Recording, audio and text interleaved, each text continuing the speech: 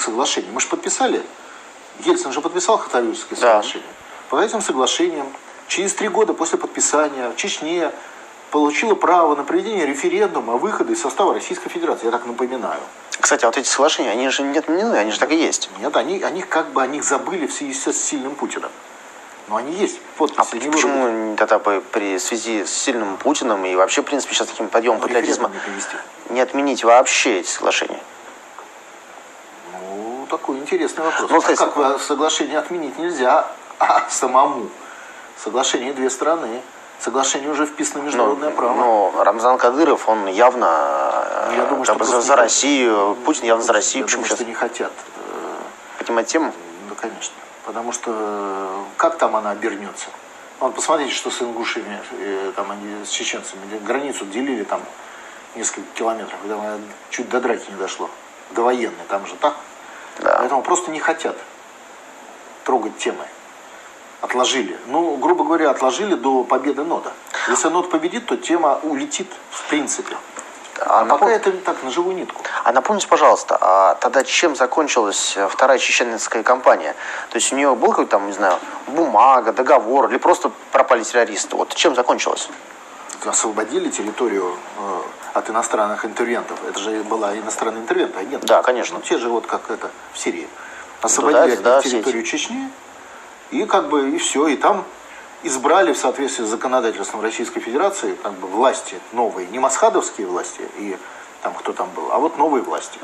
И вот эти новые власти там вот функционируют, все нормально. То есть получается, что первый... Вы забывайте, что Масхадов-то, вообще-то говоря, подписывал соглашение на основе референдума. То есть, грубо говоря, если вы хотите все соблюсти, вам придется проводить референдум. А теперь представьте, что вам нужна не только воля Кадырова, но еще и референдум всего чеченского народа. Вам это надо сейчас? Вот так реально?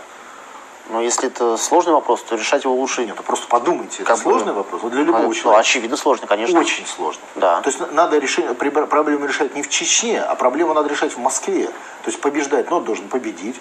Должны быть отменены все эти незаконные решения.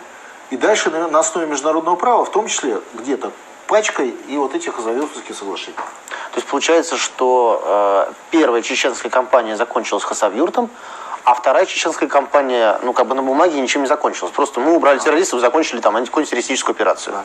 Так получается? Да, закончили антитеррористическую операцию, и Чечня опять попала под контроль законодательства и под правовое поле. Все, на этом закончилось. Да, чеченцы избрали новых руководителей вместо старых, которых они же избрали.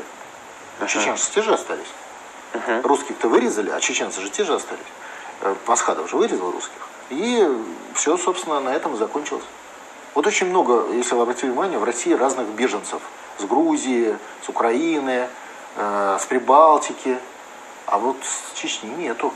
Нет. А там жило, по-моему, 300 тысяч русскоговорящего населения. Во всей равнинной части. Грозно это было вообще-то таким в большей степени русским городом.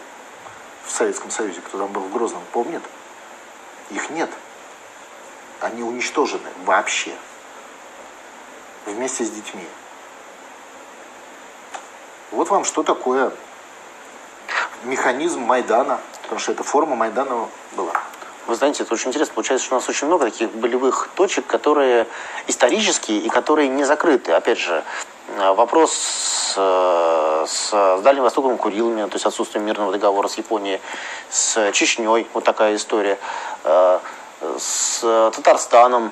Слава богу, там перестал действовать просто из срока давности этот договор на равных с Татарстаном. Но если бы не срок давности, если бы был бы больше прописан, наверняка бы он сейчас еще действовал, да, тоже бы, наверное, только не снимали. То есть, получается, у нас реально замедленного действия очень много в стране. Конечно. Поэтому еще раз, если НОТ не побеждает, то все эти мины взрываются в один день. Все до одной. По Крыму, опять же, те же самые Украины до сих пор там что-то взрывается. Сразу.